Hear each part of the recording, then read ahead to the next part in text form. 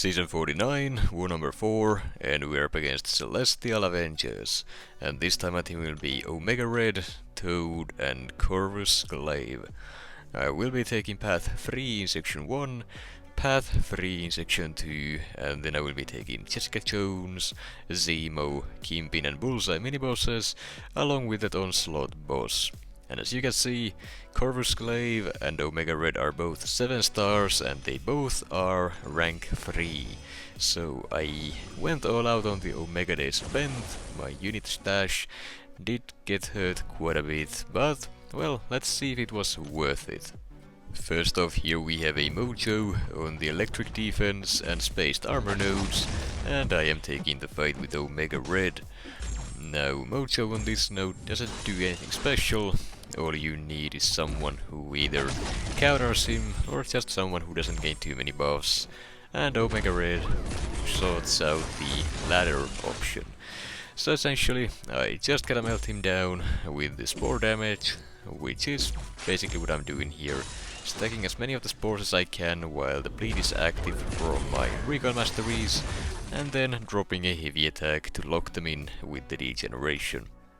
Now, my Omega Red isn't maxing yet, he is pretty high up there, but there is still ways to go, and his damage output will only get higher. Either way, next up we have a Black Panther Civil War on the electric defense and spaced armor nodes here, along with the heavy hitter node, and I'm taking the fight with Corvus Glaive. The reason why I'm using Corvus here is the fact that this defender is an Avenger, so Corvus Glaive will get his first persistent charge here, ramping up his damage for the upcoming fights, and yeah, the fight is over in 9 seconds. This was Corvus Glaive without any charges at all, just boosts and the recon masteries. It's a 7-star rank 3, and I gotta say, seeing that damage without any charges did surprise me a little bit, but I'm very happy with it, and Corvus Glaive is very fun to play with the recon masteries. Then, next up we have a Red Hulk on the sloped armor, and whatever the Bleed Thorns node is called, I can't pronounce it, but you know what I mean, and I'm taking the fight with Corvus Glaive. Now, originally I was just gonna get the tech charge here, but then I realized, hey, this guy has an auto block on his special one. So I went ahead, hit into him to trigger the auto block, heavy attack to knock him down for charge number 2, and then a special 2 to finish out the fight for charge number 3. That is as good of a ramp up as I could get with this war map, which is still pretty good. 3 charges is all I will need. And now we have a Super-Skrull on the sloped armor and static defense nodes, and I'm taking the fight with Corvus Glaive. Game plan is to get to a special 2, and then the fight is basically done, though I do need to watch out for the indestructible. So once I got it, just a single parry to remove it, special 2, and the fight is done. Nothing special to say there. Though I guess I should say that the armor ups there can be a problem if you don't parry to remove them, since they do give him a chance to glance. If he gets too many of them, your full special 2 can glance, so landing your parries there is necessary to do the fight, but that shouldn't be a problem for most of you watching this video. Then, next up we have a Jessica Jones on the Power Snack and 1 Too Many Hits miniboss node, and for this fight I will be using Omega Red, who again doesn't really counter the fight in any meaningful way. However, his playstyle doesn't require too many hits, he doesn't gain too many buffs, and all I gotta do is just land some parries and heavy attacks to close out the fight relatively quickly. That is exactly what I'm gonna be doing. So, couple parry heavies to lock in the spores, let them do the work, and the fight is already done in roughly 30 seconds with a full yellow bar.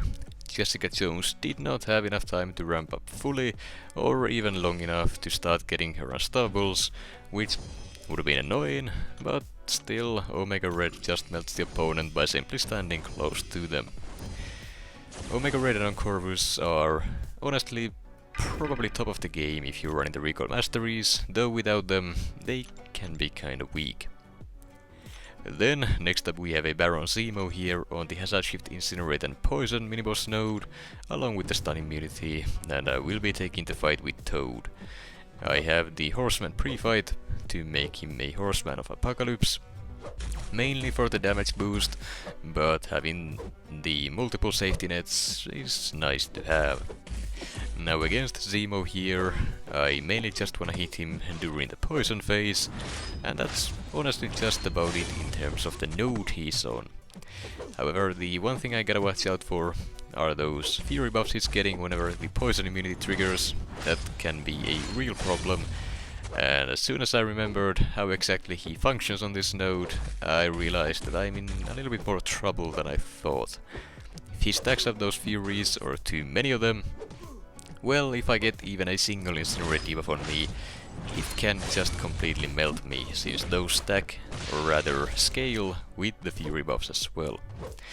So essentially my plan is to at least block a single hit here and there to make him consume the furies, though earlier I did get hit directly, but the Horseman Unstoppable along with the Indestructible boost saved me from taking any damage from that.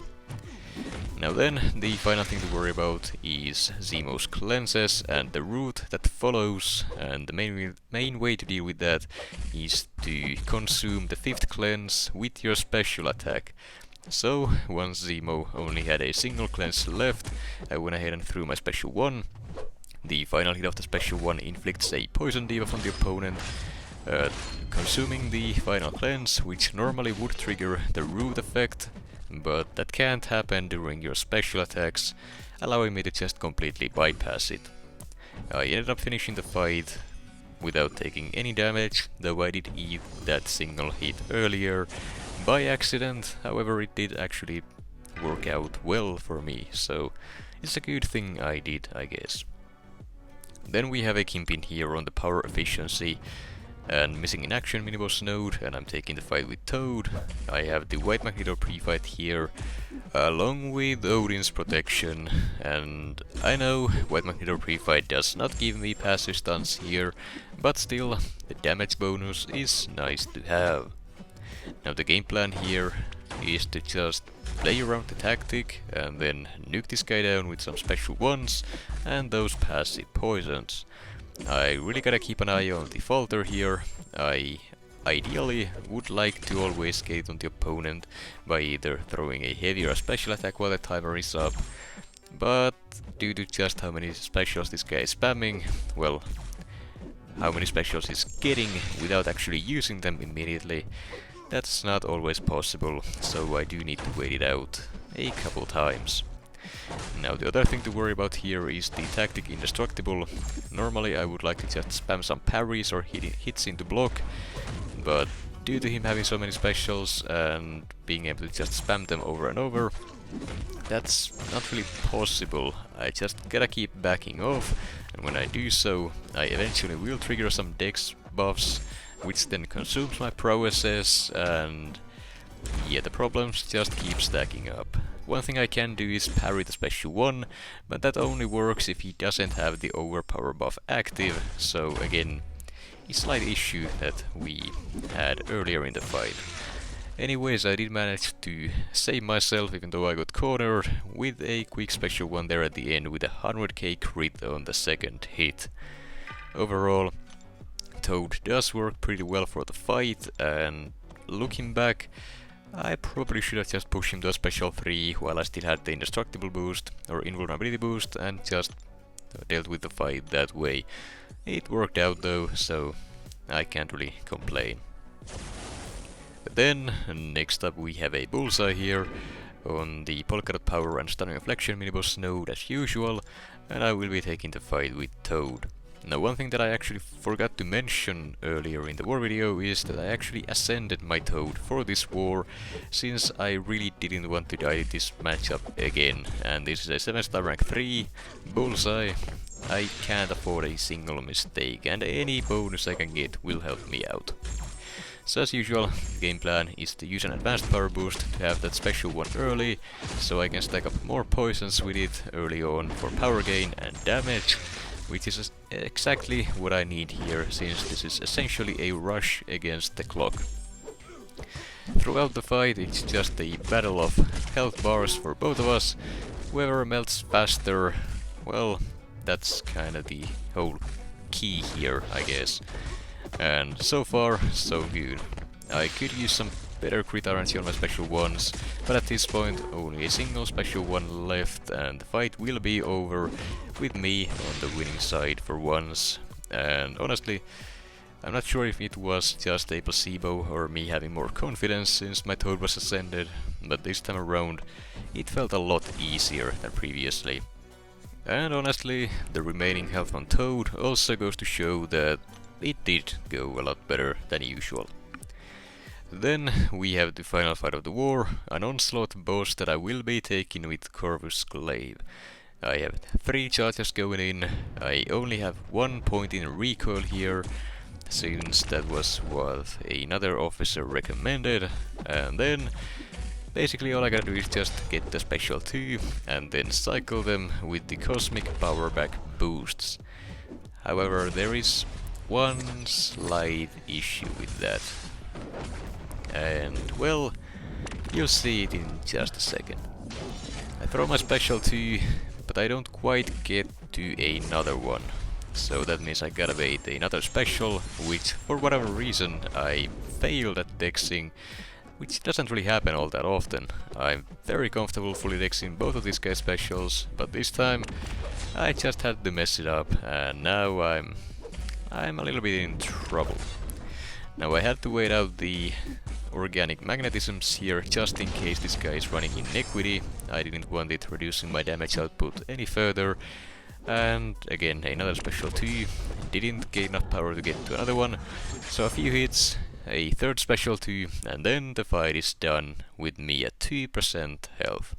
Now I gotta say, next time I'm taking this fight, if ever, I will definitely just put 3 out of 3 recoil, and that should give me enough power to just cycle the special 2s, but even then, the fight wasn't too difficult, and it only became scary since I messed up the dex.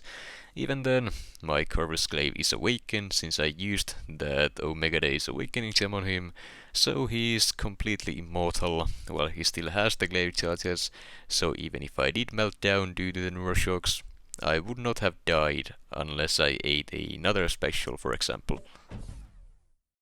As for the results, we did end up winning the war 12-4. So once again, another great war for us, but I'm sure we can still do better. But with that said, I gotta say, using Corvus in war was very fun, since, well, this was my first war ever using the champion. Even as a 5-star or 6-star, never done it before, and it is very satisfying.